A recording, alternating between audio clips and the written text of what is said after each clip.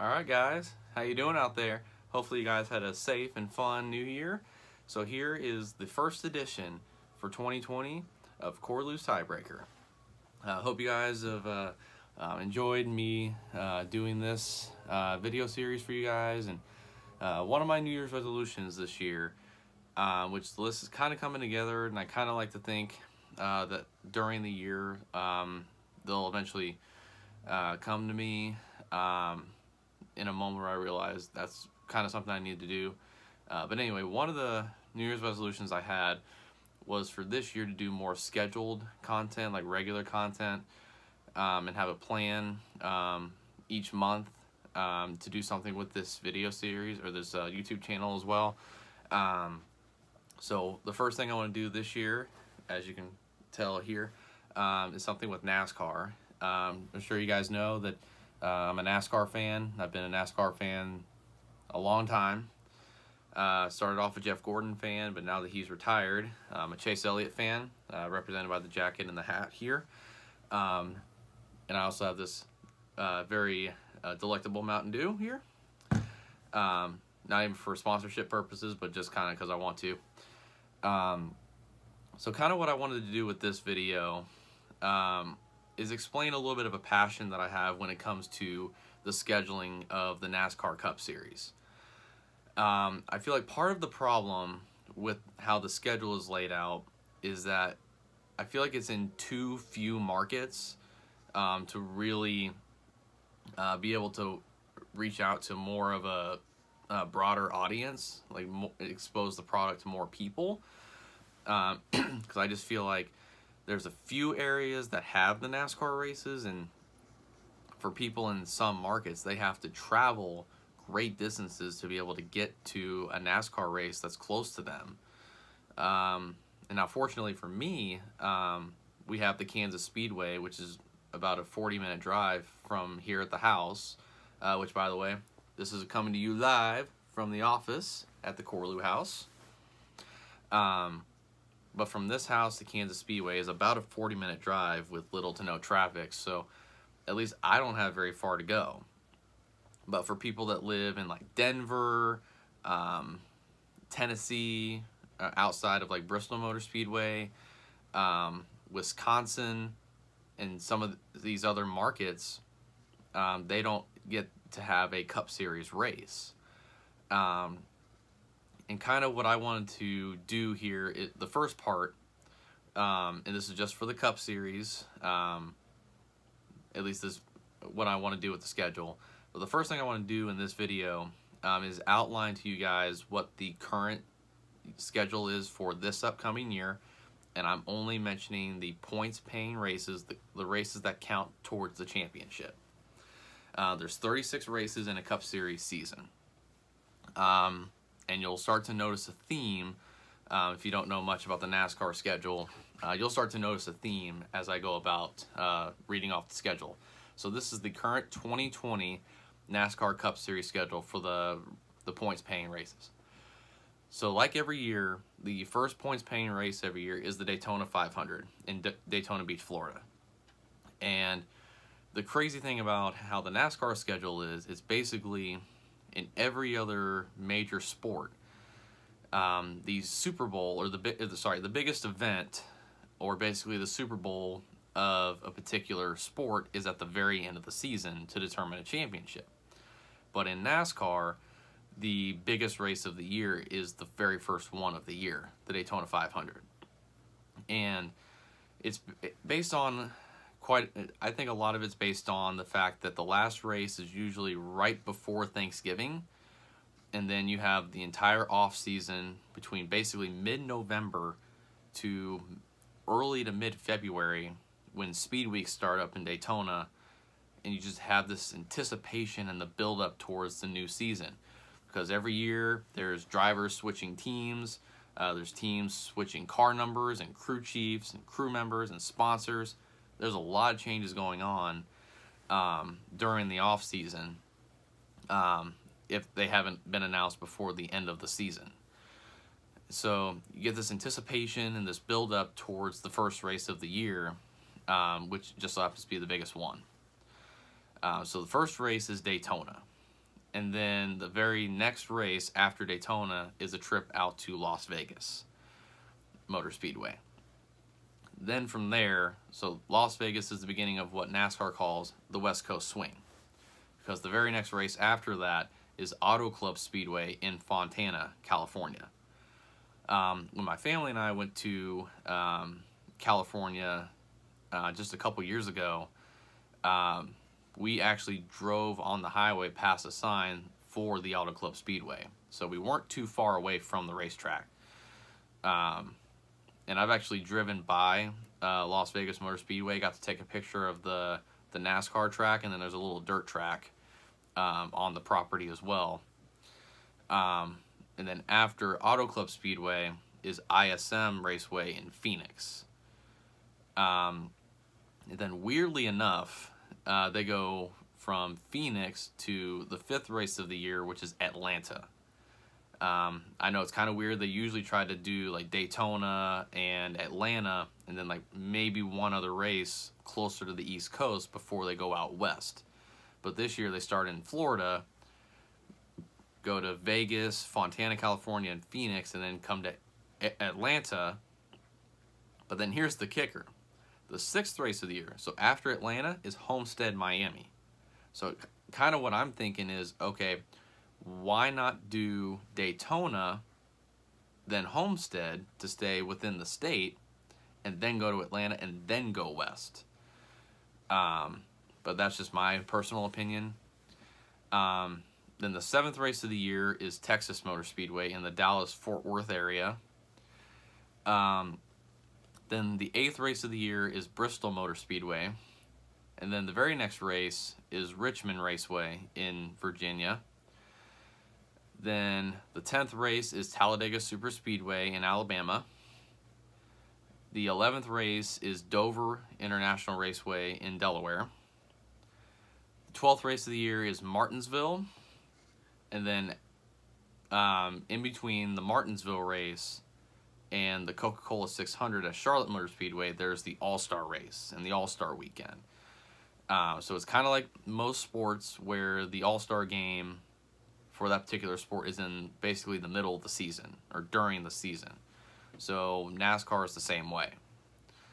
They have the All-Star race weekend right around the same weekend that most high schools are doing their graduations, just kind of as a point of reference to when they have that. So then after the All-Star festivities, it's the Coca-Cola 600, which is, I would say, the second biggest race on the schedule. It's one of the, quote, crown jewel races, so one of like the big marquee races each year. And then after the Coke 600 is a trip to Kansas Speedway, just out by the Legends. Then after that is Michigan Super Speedway. And then after that is Sonoma Raceway, which is a road course out in California. And then 17th race of the year is Chicagoland Speedway in Joliet, Illinois. So it's just outside of Chicago, obviously. And then something they did differently with the schedule this year that I don't know if I'm particularly a fan of, but I guess we'll see when NASCAR gets to this part of the schedule. The 18th and 19th races of the year are both at Pocono Raceway. But here's the kicker. Both of those races are on back-to-back days as a part of the same weekend. NASCAR has never done this before, so they're going to have 2 races at the same racetrack at the same weekend for the Cup Series. Again, I don't know if I'm particularly a fan of that, because then do you use the same race car for both races? Do you bring a race? Are you able to use a different race car for the second race on Sunday? Like, I have so many questions about this that I don't know if I'm particularly a fan of it. But I guess we'll see when NASCAR gets to Pocono Raceway. And I guess part of why they did this is so that they can, knock them both out, and the season ends 1 week earlier because they're doing 2 races the same weekend. But again, I'm not particularly a fan of it right now, because I just have so many questions that haven't been adequately answered, in my opinion. And I don't know, maybe it'll go a lot better than I think, but I'm not too particularly excited about it. So after the Pocono Raceway doubleheader weekend is Indianapolis Motor Speedway for the annual Brickyard 400. And this is one of the crown jewel races. I'd say a very close third place after Daytona 500 and the Coca-Cola 600 is the Brickyard 400 in Indiana. It's a racetrack that for the longest time people believed NASCAR would never ever go to, like it would just never ever happen. But then, you know, in 1994, good year by the way, they finally had a NASCAR Cup Series race at what's called the Brickyard, because there's at the start-finish line, there's literally a yard of bricks, like on the racing surface. Like it used to be, the racing surface at Indianapolis used to be 100% brick all the way around the racetrack. But then, I think sometime during the 1900s, they paved over the racetrack over all those bricks, except for 1 yard of the bricks, which is on the front straightaway right by the start-finish line. So that's why it's called the Brickyard. It's a yard of bricks on the racetrack. So it's a very, very special event every year, because especially for the longest time, nobody ever thought NASCAR would go there. So, and then after the Indy race there is Kentucky Raceway. After that is New Hampshire, in Loudon, New Hampshire is where the racetrack is. And then after that is a second trip to Michigan Superspeedway. And then the race after that is Watkins Glen International Raceway up in Watkins Glen, New York. It's in upstate New York.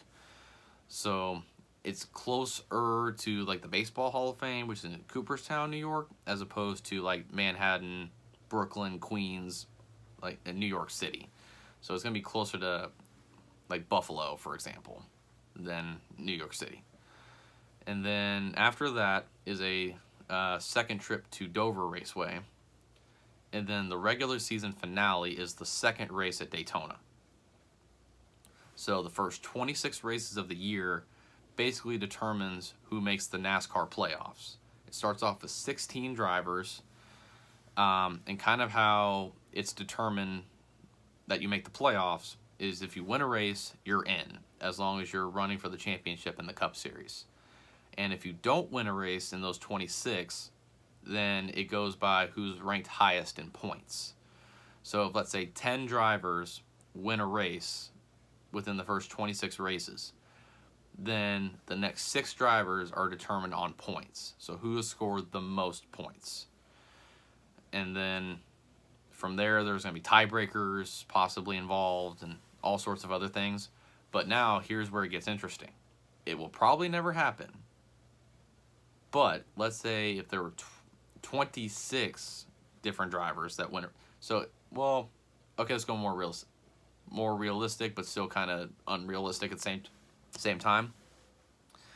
If there are 18 drivers that win a race in those first 26, there'd be a lot of tiebreakers involved, probably based on points and laps led, things like that, to where it would get really interesting on who makes the playoffs. But typically it's about 8 or 9 drivers that win in those first 26 races, and then from there you just fill it out on points. So it's interesting that the regular season finale is a super speedway race, because there's 4 of these races every year. The super speedway races where you're going wide open around the racetrack, running in packs of about 20 different cars at least, going about 200 miles an hour all the way around the racetrack in the draft. Now, as exciting as that sounds on paper, and it's very exciting to watch, there's also a lot of chaos and carnage involved with these races, because one wrong move, or if your car gets out of shape in front of the entire field, you can, in one accident, you can take out between 10 and like 15 cars.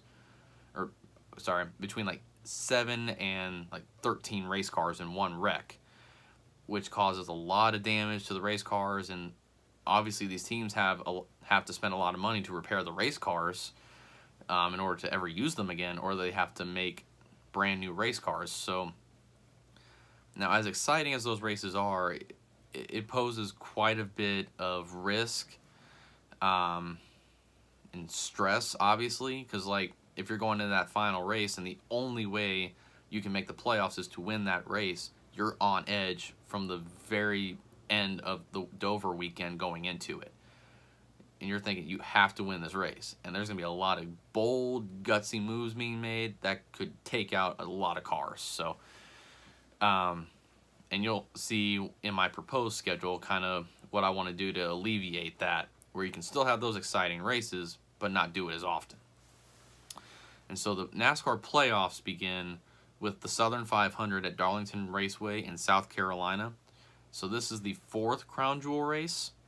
So it's the Daytona 500, Coca-Cola 600, Brickyard 400, and the Southern 500 are the 4 Crown Jewel races, at least in the way that NASCAR views those races. It's kind of shaped like an egg, where on one end of the racetrack, the turns are a little bit wider. It's like it goes around the racetrack. Like it's one side of the track is bigger than the other, sort of like an egg. Like the bottom side of an egg is a little bit bigger around the base, but at the top it's a little bit smaller around the base. So one end of the racetrack is very, very wide, and you drive the car in deep into the corner and let it ride up against the wall, as opposed to the other end of the racetrack, turns 3 and 4, it's a shorter radius, so you kind of have to take the corner a little bit differently than you would the other end of the racetrack. So it's exciting to watch because the drivers love to go there, as challenging as the race is, and the racing surface and all that. That's what makes it fun for them and enjoyable for them, is to overcome that challenge. So it'll be interesting to have that race kick off the playoffs. Then the next 2 races are short track races, and they're both races going back to a location for the second time. It's the Richmond race, and then the Bristol race will be the end of the round of 16. So after the Bristol race, it goes from 16 drivers that can compete for the championship down to 12. So those cutoff races are usually very, very interesting, because a lot of strategy takes place and a lot of moves are made just to try and survive in advance. So, but the next round is going to get interesting with how things are going to end up shaking out. The round of 12 begins with the second trip to Las Vegas. And then the very next week is Talladega Superspeedway. So it's again going back to those super speedway races, and everyone's stressed out unless you win at Las Vegas the week before and you're already in the next round.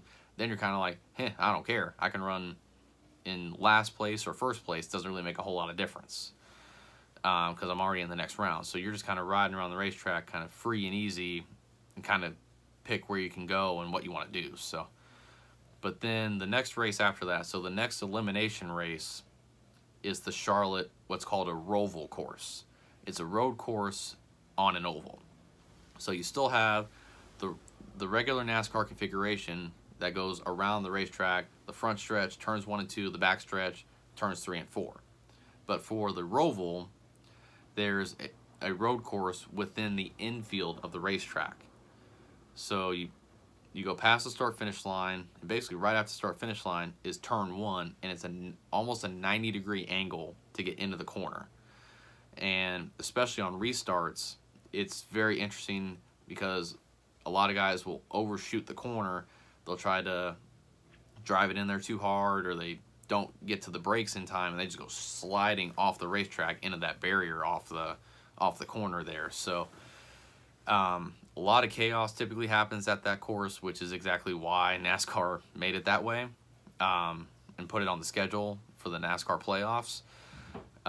Provides a lot of suspense, intensity, and just a lot of variables involved with the road course race. So the next round is the round of 8.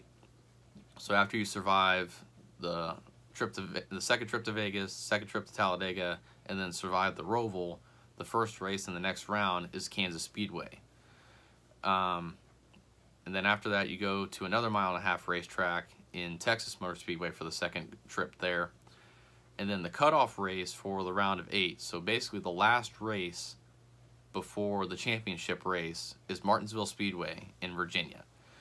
and it's a half-mile little short track that's literally shaped like a paperclip. So a lot of people refer to it as the paperclip.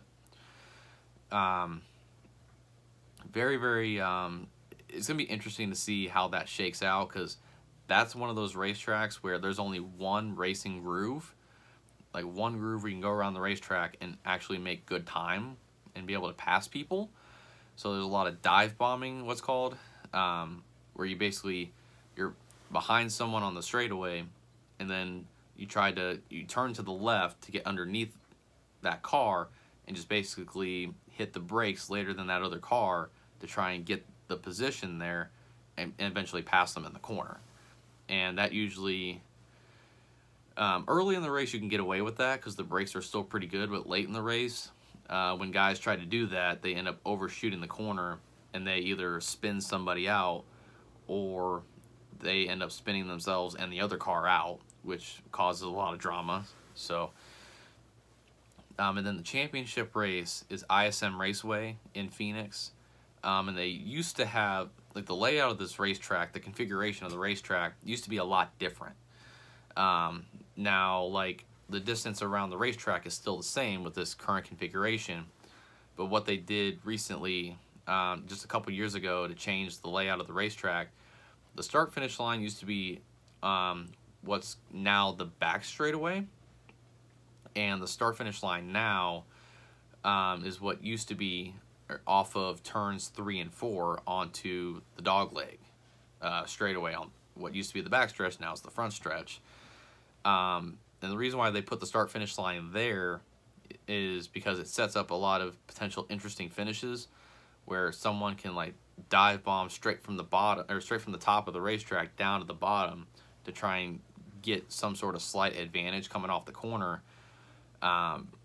Just a lot of variables involved with the layout of the racetrack, which has made the racing a lot different, but in a positive way. Like, I feel like the racing is a little more competitive and a little more intense, which is what I like to watch, especially at a racetrack that, from a mileage distance around the racetrack perspective, has the feel of a bigger racetrack, but in certain aspects, like especially in the corners, it feels more like a short track. So but that is the current schedule for the NASCAR Cup Series, and now I'm going to read off here.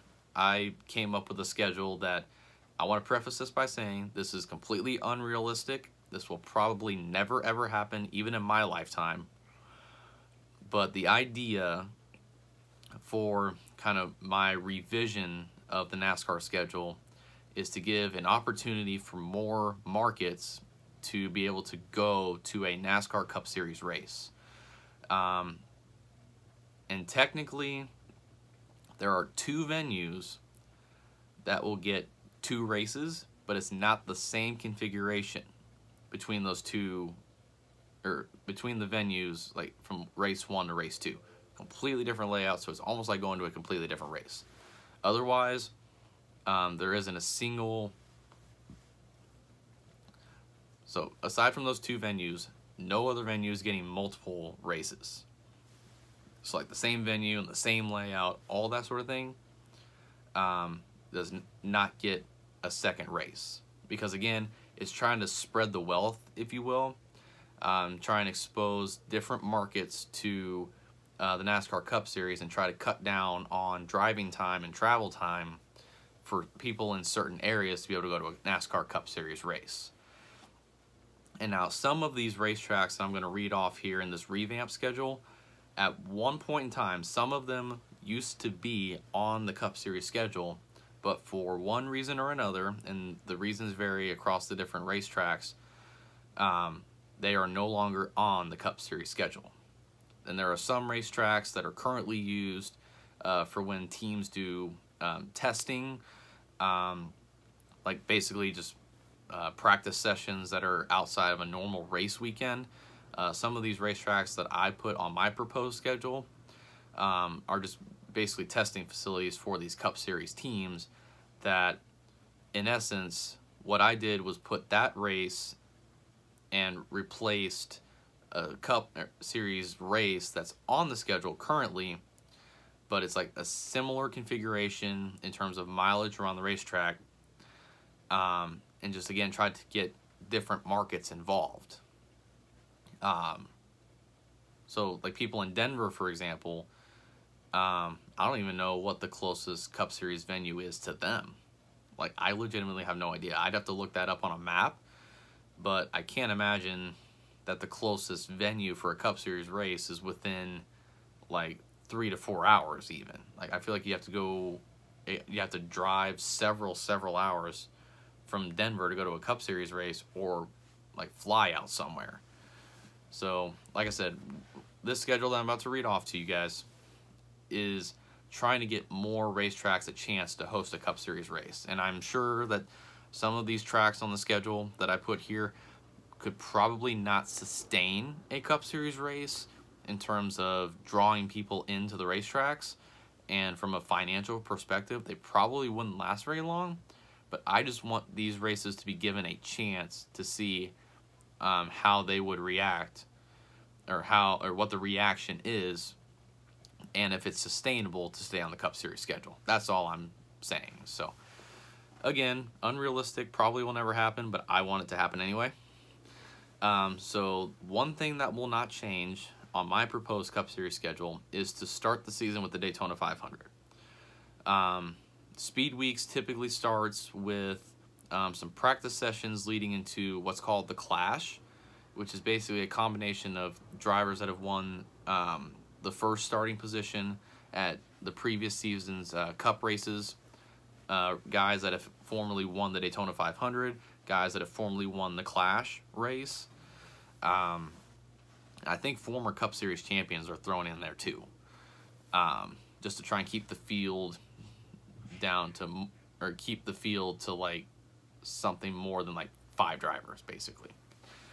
And then you have the dual races, which sets the field after Daytona 500 qualifying. That determines the lineup for the dual races, and the dual races determines the final lineup for the Daytona 500 aside from the front row, the first and second starting positions. Those are the only 2 positions that are set in Daytona 500 qualifying.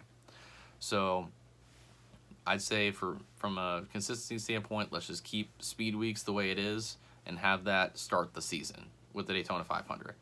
And then, like, the only slight difference, and they've done this in recent years, but not this upcoming year, is the second race of the year is going to be in Atlanta Motor Speedway. And then from there, there's a racetrack in South Carolina called Myrtle Beach Speedway, and that's one of those racetracks that's currently utilized as a testing facility for the Cup Series, because they can't test at the races that are, or the tracks that are normally on the schedule, unless they do like a Goodyear tire test or something like that, or they're testing a new car setup that's being implemented within the next couple years or whatever. So, but think about it, it's a new market, it's a new state being represented on the schedule, and Myrtle Beach is a destination location for a lot of people to go on vacation. And so based on the outline of the schedule, this would be like late February or early March for this for the race at a Myrtle Beach Speedway, which I think would be the perfect time for a lot of people if they want to go to see a racetrack or a Cup Series race at a new racetrack at like a good time of the year, especially with the weather and everything. I think Myrtle Beach Speedway would be perfect for that third race. And then this next racetrack used to be on the Cup Series schedule up until about 7 or 8 years ago, when some financial hardships fell upon the racetrack, and now it's come back, but it hasn't added a Cup Series race yet. So the racetrack that I'm referring to is Rockingham Speedway in North Carolina. It used to be the second race of the year every single year for the longest time. It's a racetrack that the drivers love to go to because it was a very unique layout for the racetrack, and the racing was always competitive. It felt like every single race was coming down to a last lap pass or like a photo finish type of thing. So that's why I want to see it back on the schedule, because I kind of feel like, okay, the racetrack is rebuilt, revamped. I think it's ready for a Cup Series race and to go back on the schedule. And so now you've got those 4 races that are right there on the East Coast, and then this is how I would start the West Coast swing. going out to Pikes Peak Raceway in Colorado. Now, this venue has not hosted a Cup Series race in probably about 30 years. But this is one of those things that I wanted to add a new market onto the NASCAR Cup Series schedule. Because Pikes Peak is right there in Denver, where there's, especially like western Kansas, and then you got like the Denver area and whatever, and then you got people over in like Utah. That would be closer of a drive for the people in Utah, western Kansas, and then obviously the people in like Denver to go see a Cup Series race. So I think it'd be a great idea to at least let Pikes Peak Raceway have a chance to be on the Cup Series schedule. And again, just kind of see what the reaction is. And if it's sustainable to keep on the schedule, cool. If not, then at least we gave it a try. So, and then there's another racetrack. This one's in Washington State. It's currently one of those racetracks that's also used as like a testing facility for these Cup Series teams, Evergreen Speedway. Again, it's just trying to get like people in Oregon, for example. The closest race for them right now would be probably either Fontana Speedway. Actually, no, I take that back. Sonoma Raceway in California would be like the closest race for them.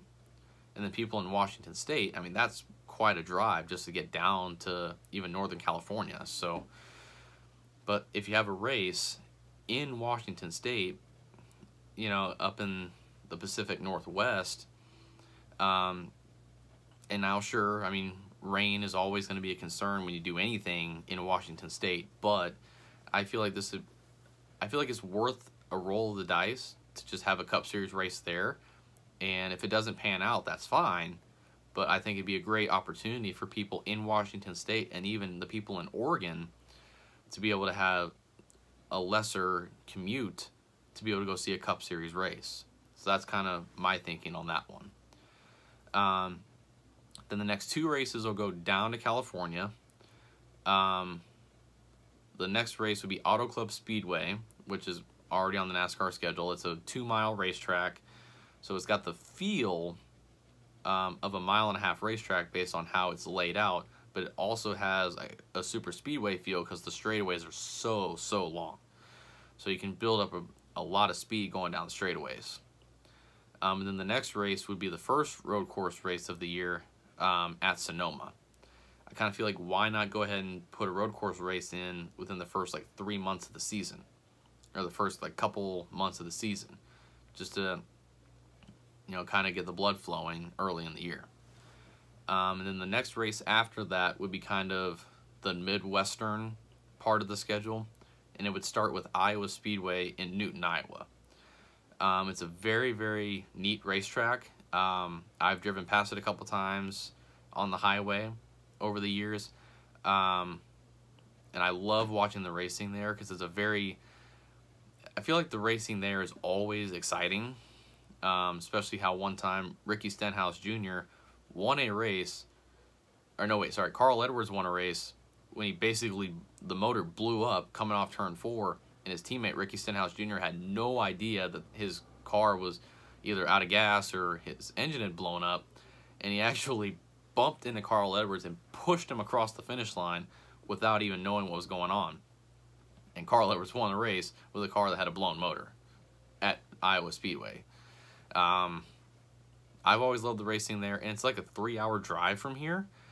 So I kind of feel like for people, especially up in like Maryville, Missouri, where like Northwest Missouri State is, or just those communities up there in northern Missouri, I think it'd be a better drive for them to go up to Newton, Iowa to go watch a Cup Series race. So, especially because like the closest race for them right now on the Cup Series schedule is Kansas Speedway, and that's still about a 4-hour drive. So for the people up in northern Missouri, it'd be a good chance to go explore the racing up there. And actually, Iowa Speedway is one of those racetracks that I would love to go visit. It's like high on my list because it's in the area in the Midwest, and the racing there is always exciting. So then the next race, the 10th race of the year, would be at Gateway International Raceway in Madison, Illinois. And what I like about this racetrack, this is another one that I'd love to go to because it's in the Midwest and the racing is usually pretty good. It's just outside of St. Louis. Like, it's within, I think, 15 to 20 minutes of St. Louis. So they kind of market it as the greater St. Louis area, but it's in Madison, Illinois. But the racing there is always exciting because, like, the racetrack, it's almost got the feel of a super speedway race combined with a short track. Like, you can build up a good amount of speed going down the straightaways, but then the corners, you have to attack the corners like you would a short track. So a lot of exciting finishes there as well. And then here's where it gets really interesting. So basically, in about the same slot on the schedule that Kansas Speedway has been associated with for the spring race, I wanted to add a new track on the schedule that reaches a different market within the Midwest, which is Heartland Motorsports Park in Topeka. It's a road course race that, or it's a road course that is currently not on the NASCAR schedule at all. The Cup Series, the Xfinity Series, and the Truck Series don't go there for races. But I kind of feel like, why not add a different race in a different market in the Midwest, in Kansas, and it's another road course race. Because I kind of feel like for the people in Topeka to not have to drive about an hour from Topeka to Kansas Speedway to go watch the races, why not go to Heartland Motorsports Park? So if this racetrack were to ever get added onto the NASCAR schedule, whether it is the Truck Series or the Xfinity Series or the Cup Series, I would love to go there because it seems like it'd be a very interesting race to partake in. So again, the idea is to get Cup Series races to different areas than where they currently go right now. Try to break them outside of their bubble a little bit. Then the next race, the 12th race, would be at Chicagoland Speedway. And then the weekend after that would be the All-Star race festivities. And then after that would be the 13th race on the schedule, the Coca-Cola 600. Then the 14th race would be at Memphis International Raceway, or I think it used to be Memphis Motorsports Park. At one point in time, it was closed down, but then within the past 3 years, it's been reopened, and it hosts ARCA Series races. It hosts K&N West and East Series races, which is kind of those NASCAR feeder series. It's like the minor leagues of racing. They used to be on the what used to be called the Busch Series schedule every year. And I always enjoyed watching the races there because you never knew what to expect. Then the next week would be Nashville Superspeedway. So basically, I'm taking one of the Bristol races off of the schedule and substituting that with Nashville Superspeedway. Just to try and get people, or the Cup Series. I think the Cup Series cars and drivers would actually thrive at that racetrack because it's so unique. And a lot of the guys that are in the Cup Series right now, in their younger days in the Busch Series, they used to race at that racetrack. So there'd be those few guys at first that have the advantage based on racing there in the past, just in different equipment. But I think it'd be a really interesting, like, wild card type race for those guys that have never been there in stock cars. So I thought that'd be cool. Then the 16th race is a road course called Mid-Ohio Motorsports Park or something like that. It's in, obviously, Mid-Ohio, and the Xfinity Series goes there every single year. And I love the layout of this road course because there's some high-speed areas on that racetrack, and then there's those more technical areas of the racetrack where you have to hit your marks or else you're going to lose a lot of track position, which is important on the road course races. And then the next week after that would be the only Michigan race. And then after that would be 2 races in the state of Wisconsin. Currently, the Cup Series actually does not go to Wisconsin. The Xfinity Series goes to Road America which is the next race that I want to put on the schedule, the 18th race for the Cup Series, I would want to put it at Road America. It's a road course up in Wisconsin, not that far from Canada. I always love seeing the racing there. A lot of wild, wacky finishes at that racetrack. And then the next week would be the Xfinity Series, and the Truck Series used to go to this racetrack every single year, but it's been probably about 6 or 7 years since both of those series have gone to that racetrack, and the Cup Series hasn't gone there for a long time. The Milwaukee Mile.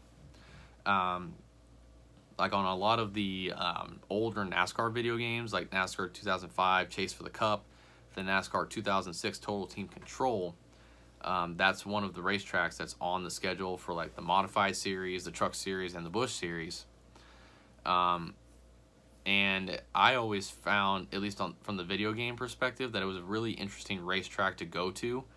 And it just seems like the racing was always, I guess what's the word for it? Interesting. Like there was rarely ever a repeat winner because it's such a challenging racetrack. And again, that's part of what drivers love about going to racetracks is you don't necessarily have the advantage at a racetrack, you know, because one day it could be this guy that dominates the race, and then the very next time out it's this guy dominating. So I think there's a lot of races or racetracks that are currently on the schedule where it's a certain 2 or 3 drivers seems like they always have the advantage, and it seems like they're always winning those races. So that's another reason why I kind of want to change things up on the schedule to see how much parity there would be, and how many different drivers would win these different racetracks. So, and then the 20th race would be at Dover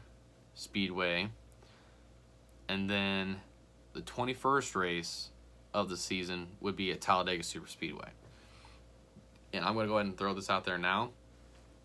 That would be the last Superspeedway race of the year.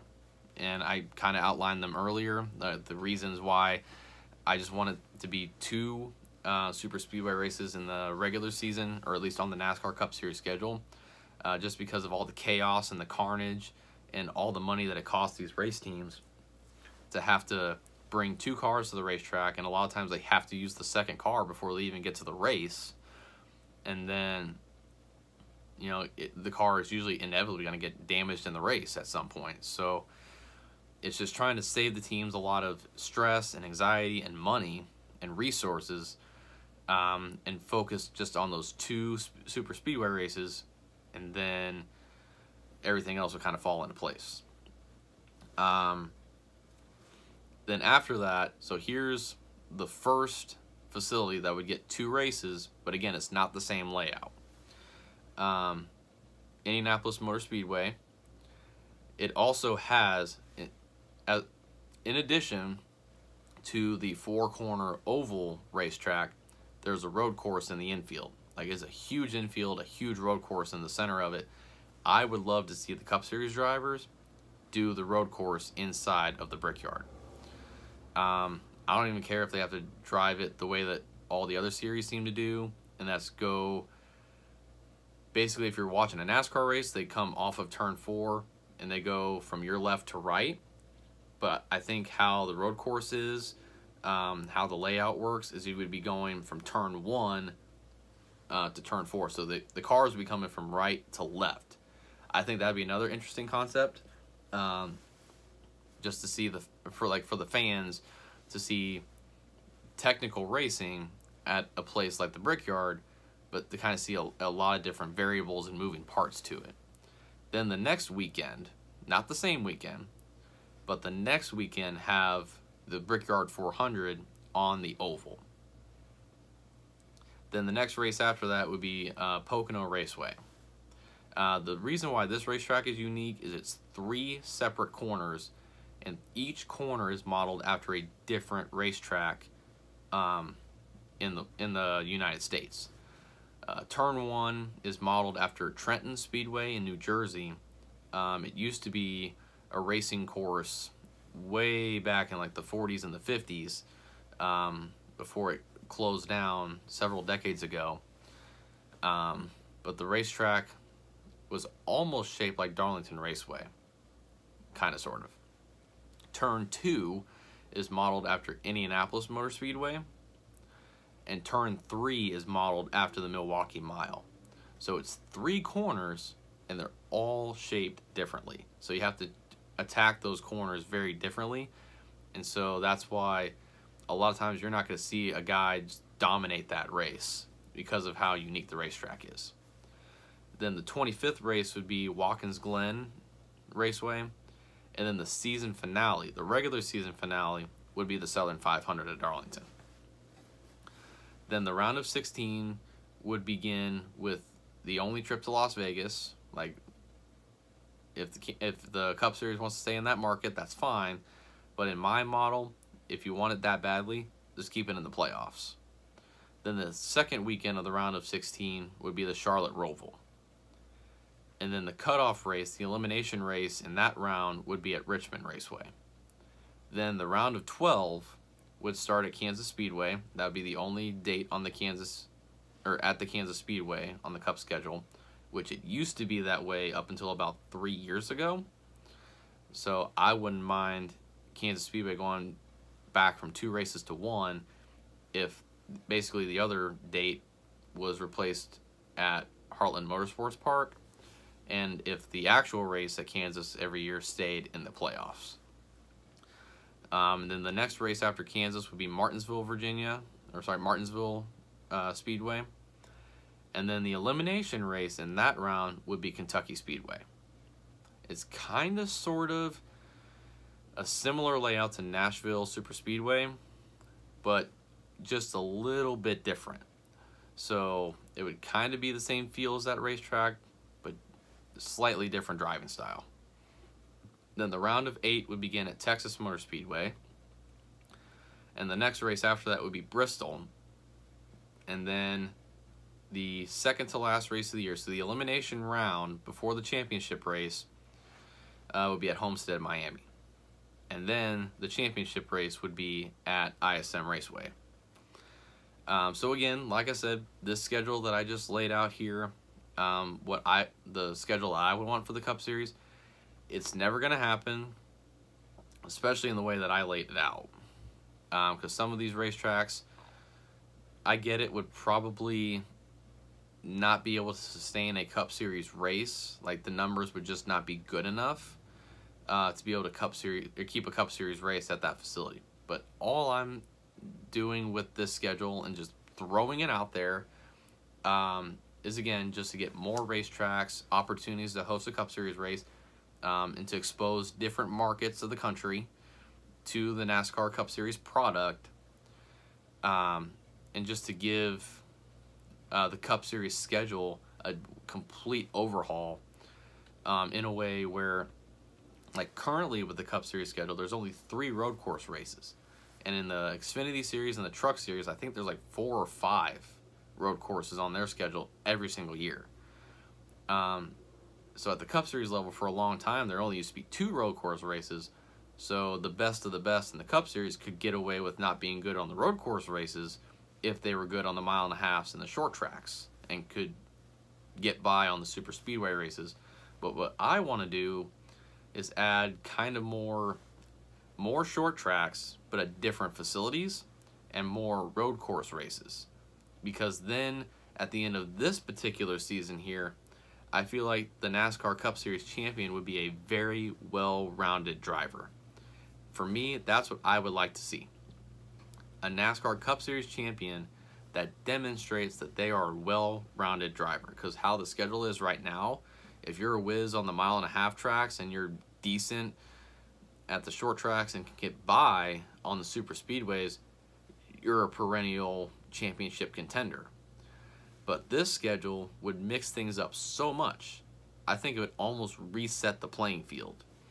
So that's just kind of what I want to see. And a lot of these drivers that get up to the Cup Series, they're used to growing up on like the local short tracks and stuff. So it would kind of bring in these drivers with these experiences racing on short tracks. So anyway, I just kind of wanted to throw this out there. And again, I hope you guys are having a great new year, a great start to the new year. And as always, thank you for watching this video today, and thank you for your support throughout this whole thing. Enjoy a fresh Mountain Dew. Have a great day, and God bless.